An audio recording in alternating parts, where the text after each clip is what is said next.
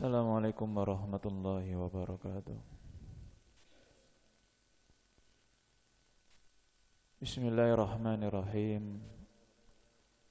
Alhamdulillahi hamdan katsiran tayyiban mubarakan fih, mubarakan alaihi kama yuhibbu rabbuna wa yardah. Asyhadu an la ilaha illallah wahdahu la syarika lah, iqraran bihi wa tauhida, wa ashhadu anna Muhammadan abduhu wa rasuluhu sallallahu alaihi wa ala alihi wa sahbihi wa man tabi'ahum bi ihsanin ila yaumiddin. Amma ba'd. Ikhwani fid din, jamaah salat maghrib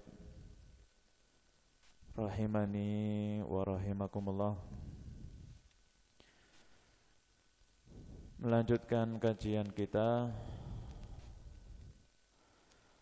Pada pertemuan yang lalu kita telah menyebutkan beberapa faidah, nasihat, fadilah terkait menuntut ilmu agama.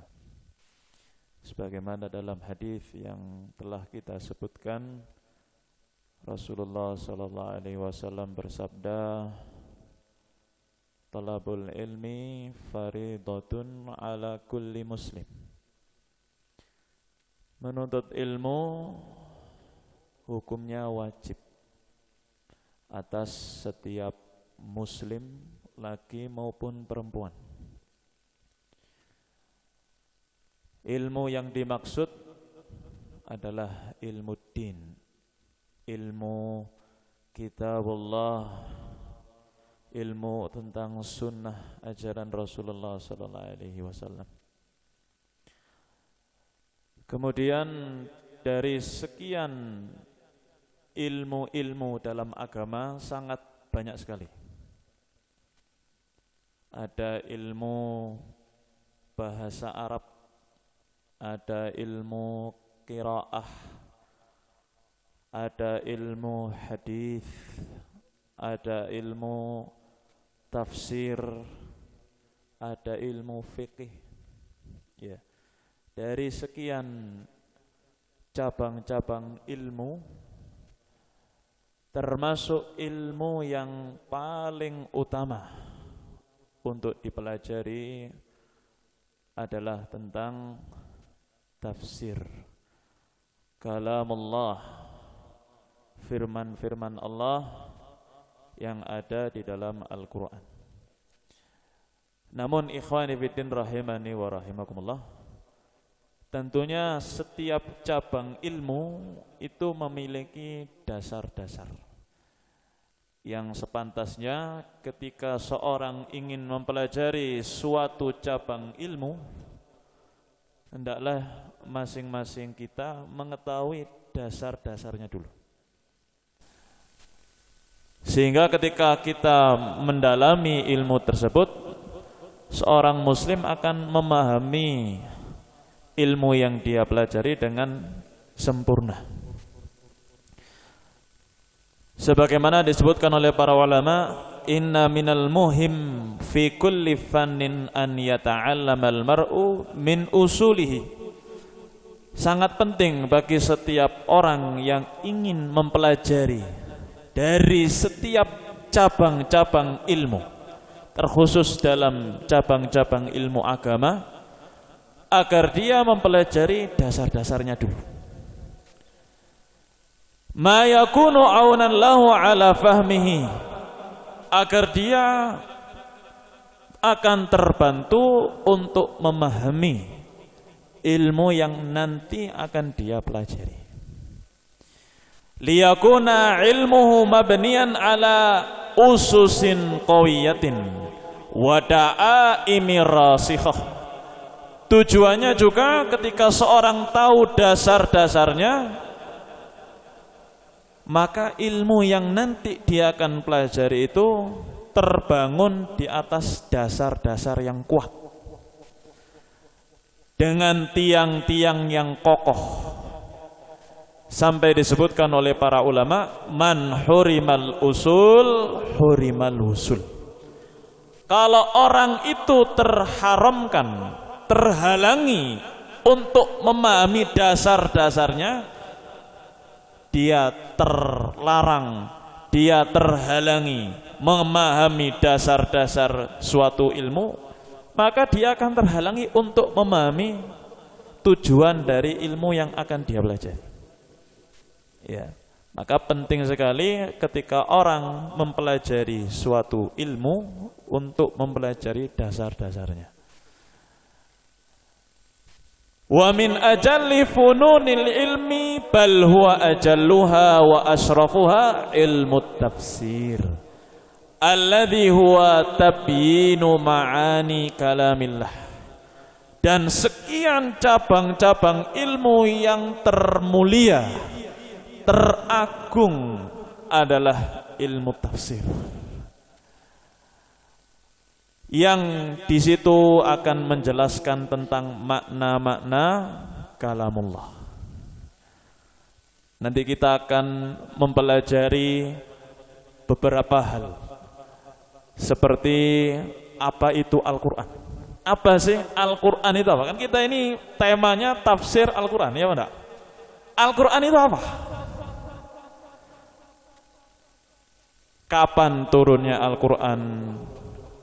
Apa itu madani, apa itu makki? Di dalam Al-Quran biasanya kita baca surah madaniyah, surah makkiyah. Apa maksudnya? Kemudian bagaimana turunnya Al-Quran? Mulai turunnya, proses turunnya, apa itu wahyu? Ya, wahyu itu apa?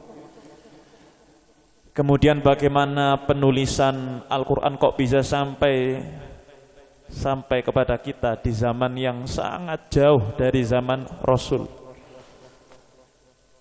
Ya, nanti akan kita pelajari secara global sebagai dasar untuk kita mempelajari tafsir bermodal dasar-dasar yang akan kita dalami, akan kita pelajari. Ikhwani fiddin rahimani wa rahimakumullah, disebutkan oleh para ulama, al-ulum ba'duha afdal min ba'din. Sebagian ilmu itu lebih utama dari sebagian ilmu yang lain. Fal ilmu billah afdalu minal ilmi bi khalqihi. Ilmu yang mempelajari tentang Allah itu lebih utama daripada ilmu yang mempelajari tentang makhluk-makhluknya. Walihada kanat ayatul kursi afdala ayatin fil Quran. Oleh karena ini ayat kursi di dalam Al-Quran, dari sekian ayat, ayat kursi itu adalah ayat termulia di dalam Al-Quran. Kenapa ayat kursi adalah ayat yang termulia? Li'annaha sifatullah. Karena di dalam ayat kursi itu terkandung tentang sifat-sifat Allah. Dalam ayat kursi, disitulah sifat-sifat Allah Subhanahu wa ta'ala disebutkan. Sehingga dia adalah ayat paling agung di dalam Al-Quran. Wa kanat qul huwallahu ahad ta'dilu thulutsal Quran. Demikian pula surat Al-Ikhlas, qul huwallahu ahad, Allahu samad, dan seterusnya.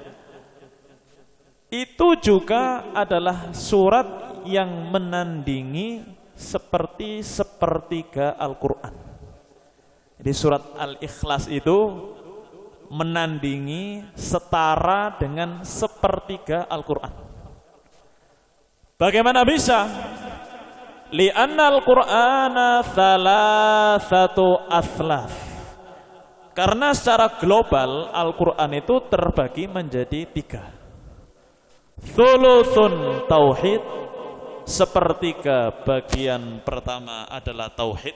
tentang tauhid, mengesahkan Allah dalam ibadah, dalam rububiyahnya, dalam sifat-sifat dan nama-namanya.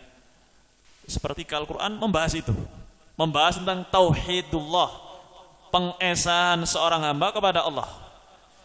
Sepertiga yang kedua, Al-Quran itu adalah qasasun, kisah-kisah. Kisah Nabi Ibrahim, kisah Nabi Adam, kisah Nabi Musa, ya, kisah Nabi Isa, kisah para nabi-nabi dan rasul, kisah Nabi Muhammad SAW. Itu sepertiganya. Sepertiga yang terakhir adalah amrun wa nahyun, tentang syariat, perintah dan larangan dari Allah Subhanahu wa taala. Apa saja yang diperintahkan oleh Allah dalam Al-Quran tentang sholat, puasa, zakat, haji, amar ma'ruf nahi mungkar, larangan-larangan Allah, tidak boleh makan ini, ya, tidak boleh melakukan hal ini, hal itu. Itu sepertiga yang terakhir. Di Al-Quran itu secara umum terbagi menjadi 3 bagian. Tentang tauhid, tentang Allah. Kemudian sepertiga kedua adalah tentang kisah-kisah. Kemudian sepertiga yang terakhir adalah tentang syariat, tentang perintah dan larangan. Dan tauhid sepertiga dari Al-Quran itu adalah afdalu min ghairihi, yang paling utama dari bagian yang selainnya. Ada 3 bagian: tauhid, kisah-kisah, dan tentang perintah dan larangan. Tauhid ini adalah bagian yang paling utama. Dan surat Al-Ikhlas semuanya itu tentang tauhid. Qul huwallahu ahad. Katakanlah bahwasanya Allah Maha Esa. Tauhid. Allahus Samad. Allah tempat bergantung, tentang tauhid. Lam yalid wa lam yulad. Allah tidak melahirkan dan Allah tidak dilahirkan, tentang tauhid. Jadi Al-Ikhlas itu semuanya tentang tauhid. Maka disebutkan oleh para ulama, Al-Ikhlas itu seperti sepertiga Al-Quran, karena pembahasannya adalah pembahasan tauhid. Maka dari sini kita ketahui bahwasanya dari ilmu-ilmu yang kita pelajari, paling utamanya adalah kalamullah. Lebih utama lagi adalah tentang sifat-sifat Allah, yaitu tentang tauhid. Dari sekian bagian-bagian di dalam Al-Quran. Ikhwani fiddin rahimani wa rahimakumullah. Kemudian disebutkan oleh Al-Imam Ibnu Qudamah dalam kitab Mukhtasar Minhajil Qasidin. Kitab Mukhtasar Minhajil Qasidin itu adalah kitab ringkasan dari sebuah kitab yang berjudul Minhajul Qasidin li Ibnul Jauzi. Al-Imam Ibnul Jauzi memiliki kitab judulnya Minhajul Qasidin. Minhajul Qasidin itu ringkasan dari Ihya Ulumuddin, karya Al-Imam Ghazali. Di situ masih banyak di dalam kitab Ihya Ulumuddin hadis-hadis yang lemah, hadis-hadis yang dhaif, kisah-kisah yang dhaif. Kemudian oleh Ibnul Jauzi, karena kitab itu bagus, diringkas menjadi judulnya Minhajul Qasidin. Minhajul Qasidin yang ditulis Ibnul Jauzi, ringkasan dari Ihya Ulumuddin, itu juga masih banyak hadis-hadis yang dhaif. Diringkas lagi oleh Ibnu Qudamah. Jadi kitab kecil. Jadi kitab yang besar, kecil. Itu kitabnya sangat-sangat bagus. Yang terbagi menjadi 4 bagian. Ada yang membahas tentang ibadah, membahas tentang adat istiadat manusia, ada yang membahas tentang hal-hal yang menghancurkan, dan ada yang membahas tentang hal-hal yang menyelamatkan. Jadi terbagi menjadi 4.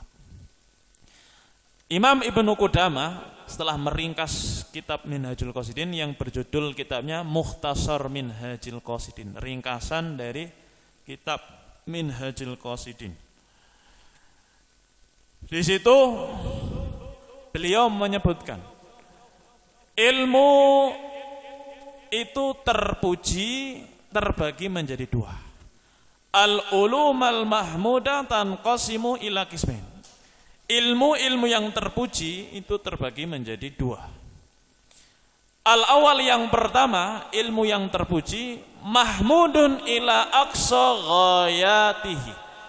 Ilmu yang sudah mencapai puncak pujian. Orang yang mempelajarinya maka dia telah mempelajari sesuatu yang sudah mencapai puncak pujian. Wa kullama kana aktsara kana afdhala wa ahsan. Semakin banyak dia pelajari, semakin dia banyak dia dalami ilmu tersebut, maka itu lebih utama. Jika ada Bapak Fulan dan Bapak Alan, sama memiliki ilmu agama yang banyak, tapi si bapak yang pertama ini memiliki ilmu yang jenisnya yang pertama ini, ilmu yang sudah mencapai puncak pujian. Semakin banyak dia pelajari, semakin dia dalami, semakin dia kuasai, maka semakin utama.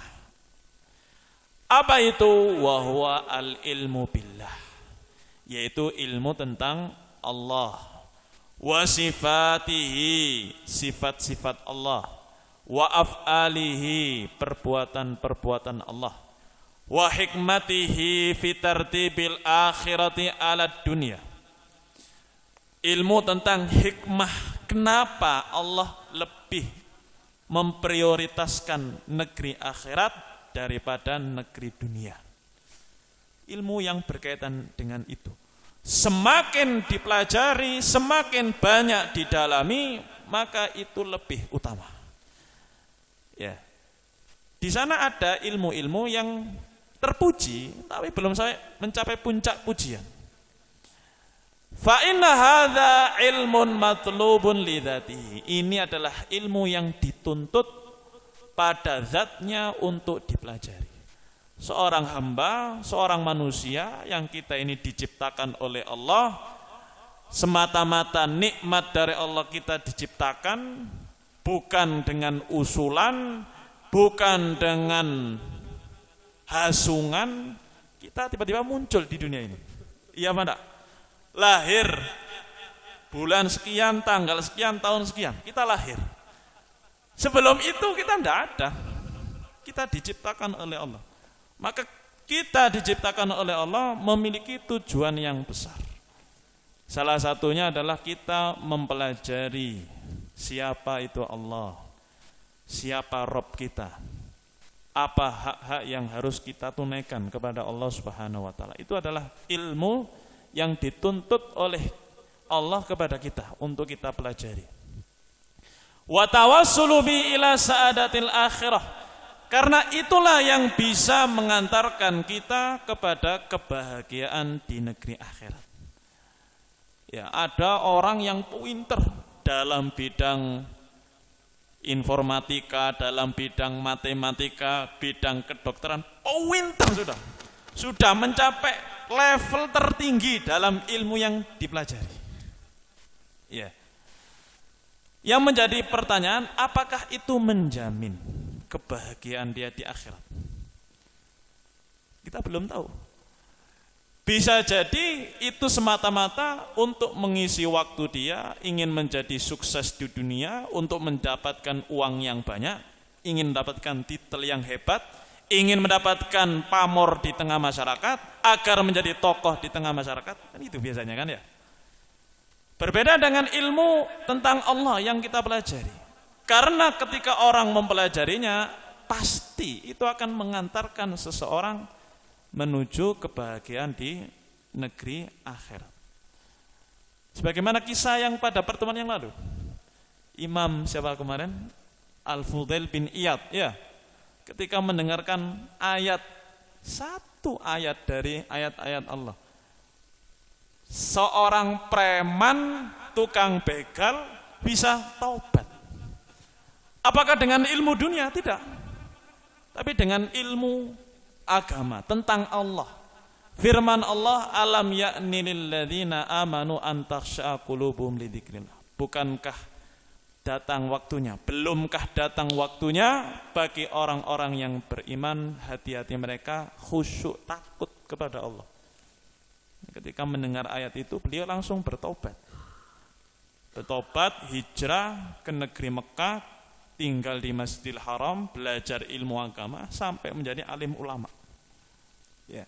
Maka ilmu agama, terkhusus ilmu tentang Allah, tentang tauhid, pasti ilmu yang dipelajari itu akan mengantarkan seorang hamba menuju kebahagiaan di negeri akhirat. Wa huwal bahrul ladzi la yudraku ghauruhu. Dan itu adalah ilmu yang seperti lautan, tidak bisa dijangkau dasarnya. Wa innama yuhawwimul muhawwimun ala sawahilihi wa atrafihi biqadri ma tayassara lahum. Hanyalah manusia itu mengambil dari ilmu tentang Allah itu hanya mengambil sebatas air laut yang di pinggir-pinggirnya.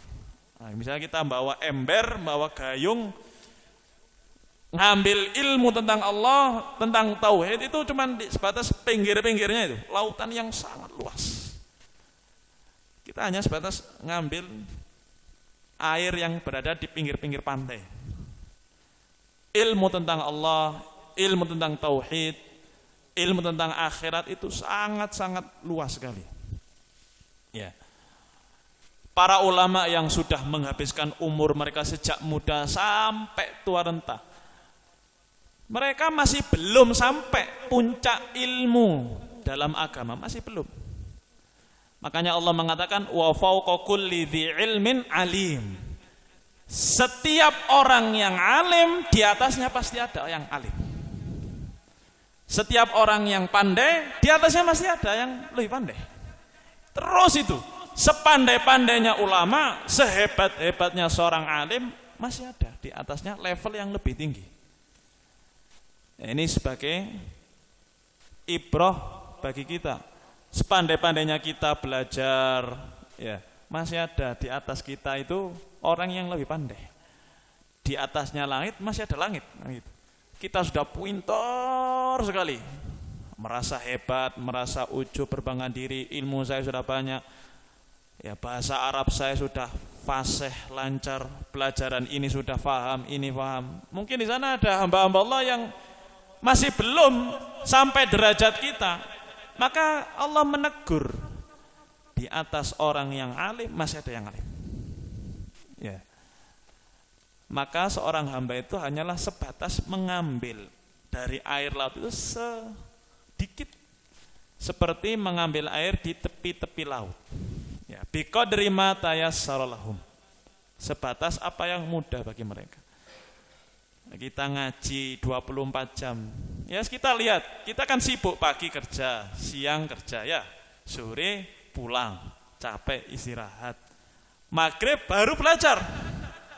Habis maghrib, isya selesai, pulang ke rumah, keluarga kita bercengkrama, ya, tidur, besok lagi kerja. Dari sekian kegiatan kita, mayoritasnya bukan diisi dengan ilmu. Ya, Banda. Padahal ilmu itu sangat-sangat luas. Sampai disebutkan oleh para ulama, ilmu itu tidak akan memberikan kamu, tidak akan memberikan sedikit bagiannya kepada kamu, sampai kamu memberikan segalanya untuk ilmu. Yang disebutkan oleh Ibnu Jamaah di dalam kitab Tadhkirah As-Sami', ilmu itu tidak akan memberikan bagian sedikitnya sampai kamu itu memberikan dirimu seluruhnya untuk ilmu. Ya. Apalagi bagi orang-orang yang meluangkan waktunya hanya sebatas yang dia mampu, maka sangat-sangat jauh dari kata orang itu, oh, pandai sekali. Enggak. Masih ada orang-orang yang lebih pandai. Semua dari kita ini, saya, kita semua, masih banyak sekali orang-orang yang jauh di atas kita. Ya, ini nasihat agar kita bertawadhu. Ketika kita sudah belajar cabang-cabang ilmu, sudah bertahun-tahun belajar, jangan sampai membuat kita merasa sombong, merasa hebat dengan orang-orang yang baru belajar. Ini adalah ilmu yang sudah mencapai puncak pujian. Bagian yang kedua adalah al-ulum allati yuhmadu minha illa miqdarun makhsus. Ilmu yang terpuji dipelajari oleh seorang hamba itu terpuji. Tapi ilmu tersebut terpuji dengan kadar tertentu. Seperti apa? Wahiyallati dzakarnaha min furudil kifayat. Yaitu ilmu-ilmu tentang fardu kifayah. Jadi ilmu-ilmu itu ada yang wajib ain kita pelajari. Bagaimana sholat, wajib seorang muslim belajar. Bagaimana wudhu, wajib seorang belajar. Ibadah-ibadah yang kita beribadah kepada Allah, wajib kita tahu. Wajib setiap orang belajar. Ada di sana ilmu-ilmu yang sifatnya fardu kifayah. Fardu kifayah itu disebutkan oleh para ulama, idza qama bihi man yakfi saqatal itsmu anil baqi. Idza qama bihi man yakfi. Apabila sudah ditegakkan oleh sebagian orang, maka saqatal itsmu anil baqi. Gugur dosa dari orang-orang yang lain. Kalau kita kan biasanya masyarakat kita fardu kifayah itu adalah pokoknya ada yang ngerjakan gugur dosa dari kita, gitu ya. Maka itu kurang. Yang benar adalah idza qama man bihi yakfi. Idza qama bihi man yakfi. Apabila ada orang yang menegakkan cukup jumlahnya. Jumlahnya cukup. Maka baru gugur dosa-dosa itu dari orang yang lain. Seperti apa sih ilmu yang sifatnya fardu kifayah? Satu, ilmu qiraah, ilmu tahsinul qiraah, tajwid. Orang belajar ilmu tajwid itu hukumnya fardu kifayah. Ya, tidak wajib ain, enggak. Orang yang enggak belajar itu enggak berdosa. Tapi kalau dia belajar itu termasuk keutamaan yang besar. Karena masih ada kalimat fardu di situ. Beda dengan sunnah. Ada amalan sunnah, ada amalan fardu. Ini masih fardu betulnya. Fardu tapi kifayah. Ketika sudah dikerjakan oleh sebagian orang yang jumlahnya cukup, maka gugur dosa dari orang-orang yang lain. Disebutkan oleh para ulama, selama orang itu membaca Al-Quran, membaca ayat-ayat, sesuai dengan huruf-hurufnya, tidak merubah huruf satu ke huruf yang lain, maka enggak apa-apa, enggak berdosa. Tapi kalau sudah merubah huruf, membaca dengan merubah huruf, ya ini yang enggak boleh. Ya, di sana kan ada pelajaran tajwid, itu ada sifat-sifat huruf. Kemudian makharijul huruf, ya. Sifat-sifat huruf, misalnya huruf ta. Ta itu ada hamesnya, keluar nafas. Ta, ta, ta. Ada nafas yang keluar. Ka juga sama, ka. Iyyaka na'budu, iyyaka, ada hamesnya. Ketika ada orang membaca Quran tidak ada hamesnya, boleh apa enggak? Jawabannya boleh. Ya. Karena membaca dengan sempurna tajwidnya, sifat-sifatnya itu adalah termasuk bagian fardu kifayah atau termasuk sunnah ketika orang membaca dengan sifat-sifat huruf. Mempelajarinya fardu kifayah, menerapkannya itu sunnah. Ya, tidak wajib. Yang haram, yang tidak boleh, yang wajib bagi seorang itu ketika membaca Quran harus menerapkan hukum atau huruf-hurufnya sesuai dengan kalimatnya. Sin dibaca sin, a dibaca a. Ya. Loh, memang adakah orang yang membaca di luar huruf-hurufnya? Ya ada. Ketika membaca Idza zulzilatil ardu zilzalaha. Kan gitu ya, pakai zal ya. Bacanya pakai jim. Idza zulzilatil ardu zilzalaha. Nah, kan enggak boleh. Kenapa enggak boleh? Karena merubah huruf. Ya. Ketika huruf itu berubah, maka maknanya berubah. Itu yang tidak boleh. Misalnya takbiratul ihram itu hukumnya apa? Hah? Oh, bukan wajib, rukun. Kalau enggak takbiratul ihram enggak sah salatnya. Ketika takbir pertama itu loh, rukun itu. Allahu Akbar. Allahu Akbar. Wakbar.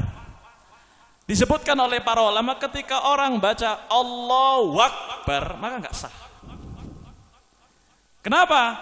Karena sudah berubah. Takbir itu Allahu Akbar. Artinya apa? Allahu Akbar. Allah Maha Besar itu. Kalau dibanti Allah sambil khusyuk ini. Allahu Akbar. Pakai wah. Wah itu artinya apa? Wah. Hah? Dan. Tidak ada dan di situ. Ya, disebutkan oleh para ulama ketika orang baca Allahu Akbar dengan Allahu Akbar maka berubah maknanya. Dan dia sholatnya tidak sah. Padahal itu takbiratul ihram kuncinya sholat. Sholat itu adalah ibadah yang diawali dengan takbiratul ihram, diakhiri dengan salam, di dalamnya dengan zikir-zikir yang khusus yang diajarkan oleh Allah dan Rasulnya. Ya, ini termasuk fardu kifayah. Kemudian termasuk fardu kifayah adalah ilmu bahasa Arab. Ya, bahasa Arab itu termasuk fardu kifayah. Ketika sudah ada sebagian orang yang jumlahnya cukup mempelajari, maka gugur dosa dari yang lainnya. Misalnya jumlahnya cukup ini seperti apa? Nah, Indonesia ini kan luas ya. Misalnya ada orang belajar tajwid, belajar bahasa Arab hanya di kota Aceh sana. Ya, segelintir orang di Aceh di pojok sana. Apakah mencukupi bagi seluruh penduduk negara Indonesia? Ya tidak mencukupi. Ya, maka belum itu ditegakkan dengan jumlah yang yakfi, jumlah yang cukup. Ya, mengantarkan jenazah, sholat jenazah, menguburkan itu fardu kifayah. Jumlahnya harus cukup. Kalau satu orang kira-kira bisa enggak? Mandiin sendiri, nyolati sendiri, membawa ke kuburan sendiri, ngubur sendiri. Kira-kira ada gitu. Sulit, berat. Ya, maka fardu kifayah itu harus ditegakkan oleh sebagian jumlah orang yang jumlahnya cukup. Ya, minimal dalam satu kota itu ada yang mempelajari, ada yang mengajarkan. Termasuk fardu kifayah itu apa? Ilmu dunia. Ilmu kedokteran, ilmu matematika, disebutkan ilmu hisab, ilmu tip, ilmu kedokteran, ilmu tentang perindustrian, ilmu tentang tekstil, pembuatan pakaian, ya, ilmu tentang pertanian, itu semuanya termasuk fardu kifayah. Ya. Mungkin sebagian kita tidak tahu, disebutkan oleh para ulama, itu termasuk ilmu fardu kifayah. Ketika orang mempelajarinya karena Allah, ikhlas karena Allah, maka dia dapat pahala. Ya.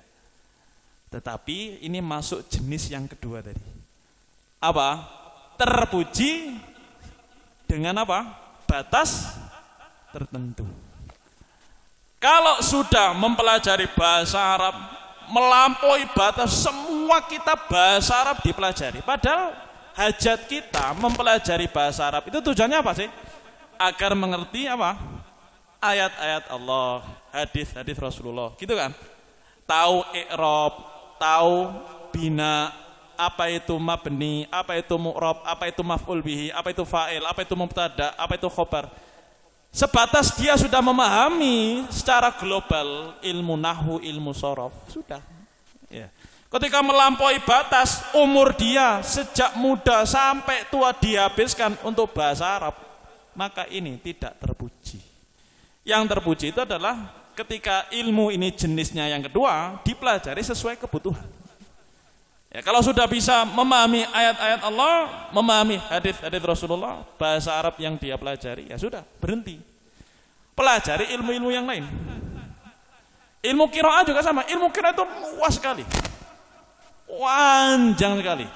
Ada yang tipis, ada yang ikro. Ikro itu kan yang hitam itu untuk pemula.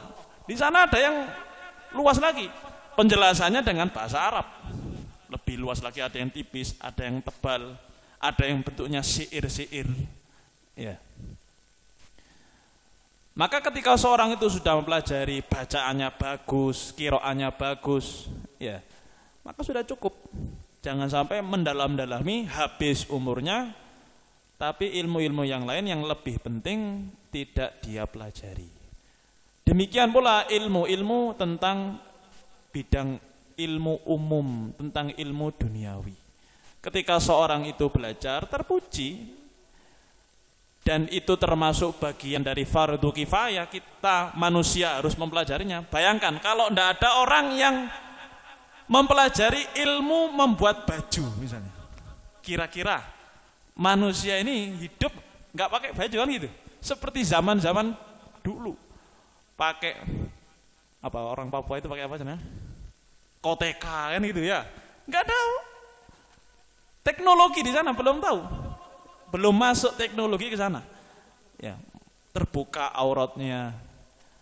Maka ketika seorang tidak ada yang mempelajari, maka berdosa semuanya.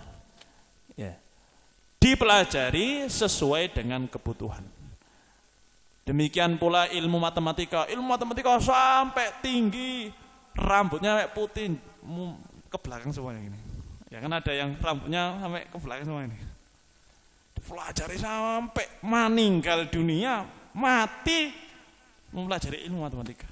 Tidak terpuji, di sana masih ada ilmu-ilmu yang lebih mulia tentang sifat-sifat Allah. Bahkan kalau kita mempelajari tauhid, kita itu masih mengambil ilmu itu seperti ngambil air di tepi lautan. Belum semuanya. Ya, maka ilmu yang kedua ini terpuji tapi dengan batas tertentu. Disebutkan oleh beliau, fa inna fi kulli ilmin minha iktisaran waqtisadan wastiqsaan. Setiap ilmu dari fardu kifayah ini adalah dengan seperlunya. Pertengahan, iktisadan itu pertengahan.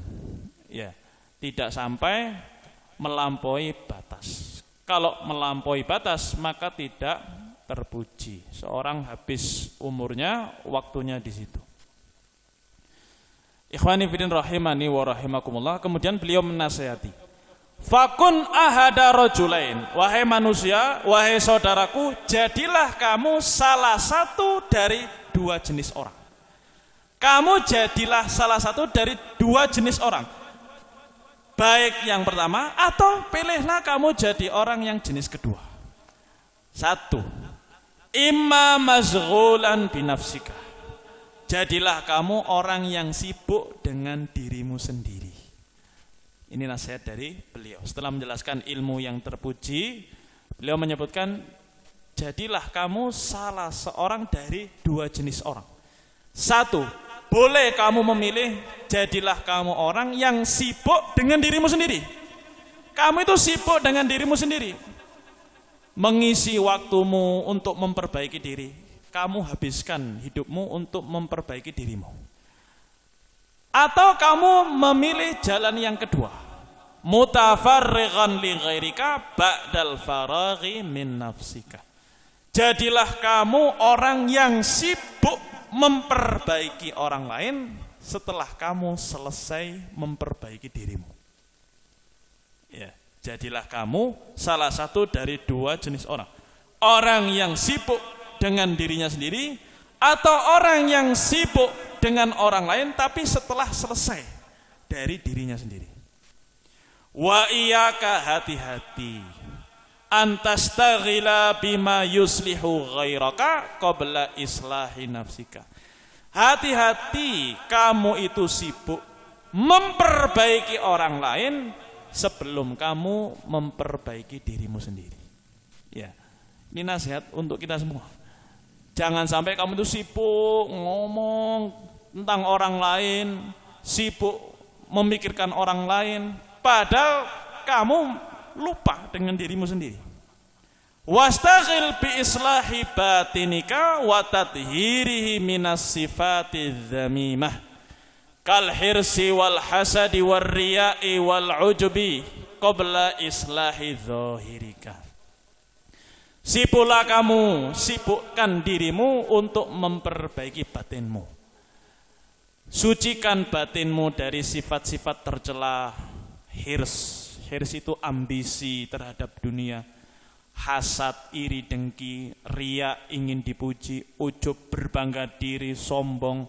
Sebelum kamu memperbaiki zahirika, ya, perangai atau luaran casingmu itu sebelum kamu perbaiki dulu yang ada di dalam hatimu. Nah, sebagian orang itu sibuk dengan casingnya, ya, perawatan, bajunya, penampilannya bagus, ya, kalau sabunan dengan sabun tertentu yang mahal, skincarean, laki-laki kan banyak, sebagian anak-anak itu kan pakai skincarean, memperbaiki yang luar tapi dalamnya, naudzubillah min dzalik, masih penuh dengan sifat-sifat yang tercela. Sombong, riya, ujub, hasad. Beliau menasihati, sibukkan dirimu untuk memperbaiki batinmu yang ada di dalam hati dari sifat-sifat yang tercela sebelum kamu memperbaiki casingmu, luaranmu. Fa illam tatafarragh min dzalik fala tastaghil bi furudil kifayat. Kalau kamu tidak bisa sibuk dengan hal-hal yang wajib ain, hal-hal yang bisa memperbaiki hatimu, ya, tentang ilmu-ilmu yang wajib dipelajari, kamu tidak bisa sibuk di situ, maka kamu jangan sibuk mempelajari yang fardu kifayah. Mulai dulu dari hal-hal yang wajib kita pelajari, yang wajib untuk kita ketahui sebelum kita masuk pada fardu kifayah. Fa inna fil khalqi katsiran yakumuna bidzalik. Banyak orang melakukan hal itu. Fa inna muhlika nafsihi fi talabi islahi ghairi safih. Karena orang yang memperbaiki orang lain dengan mengorbankan dirinya, maka orang itu orang dungu. Ya benar. Dia memperbaiki orang lain tapi lupa dengan dirinya. Maka orang itu adalah orang dungu. Dipermisalkan oleh beliau, wa mathaluhu mithlu man dakhalat al-aqarib tahta thiyabihi wa yadhubbu dzubabu an ghairihi. Permisalannya itu adalah seseorang yang di dalam pakaiannya ada kalajengking banyak sekali. Di dalam pakaiannya ada kalajengking, ada hewan-hewan berbisa, kelabang. Wa huwa yadhubbu dzubaba an ghairi. Tapi dia sibuk mengusir lalat dari orang lain. Sibuk mengusir lalat dari wajah orang lain, dari pakaiannya orang lain, sibuk. Di dalamnya itu banyak kalajengking, banyak kelabang. Ya. Maka orang yang seperti itu adalah orang yang dungu, orang yang bodoh. Yang terakhir sebagai penutup, fabtadi bi kitabillah, maka mulailah kamu mempelajari kitabullah, Al-Qur'an, tafsir. Tsumma bi sunnati rasulihi, kemudian pelajarilah sunnah Rasul, ajarannya Rasul sallallahu. Tsumma bi ulumil Qur'an, kemudian ilmu-ilmu yang terkait dengan Al-Qur'an, dari tafsirnya, dari nasikh wa mansukh. Nasikh itu adalah ayat-ayat yang menghapus, wa mansukh ayat-ayat yang sudah dihapus, ayat-ayat yang menghapus dan ayat-ayat yang dihapus ada di dalam Quran, nanti kita pelajari juga sebagai dasar. Di sana ada ayat-ayat yang hukumnya dihapus, tapi ayatnya masih ada. Ada ayat-ayat yang ayatnya dihapus, lafadznya, tapi hukumnya masih ada. Itu di dalam Al-Quran, nanti kita akan pelajari. Wa muhkamin wa mutasyabih. Di sana ada ayat-ayat yang jelas, yang tegas, ada yang mutasyabih, yang masih samar-samar. Maka mulailah dari Al-Quran, kemudian Sunnah, kemudian mulailah kamu mempelajari tentang ilmu-ilmu Al-Quran. Dari tafsir, ayat yang menghapus dan yang dihapus, ayat yang muhkam, yang jelas, dan yang lainnya. Ikhwani fiddin rahimani wa rahimakumullah. Insyaallah pada pertemuan selanjutnya kita akan mempelajari apa itu Al-Quran. Ya. Kita sudah tahu dari ilmu-ilmu yang sangat banyak itu, yang paling mulia adalah kalamullah. Sifat-sifat Allah, Al-Quran itu adalah ilmu yang paling utama untuk dipelajari. Dan itu adalah ilmu yang sudah mencapai puncak pujian. Sebanyak apapun dia belajar, tidak tercela. Berbeda dengan fardu kifayah tadi, ketika sudah melampaui batas, maka tidak terpuji. Nanti kita akan pelajari apa itu Al-Quran yang sudah kita kenal, sering kita baca, dan apa itu wahyu.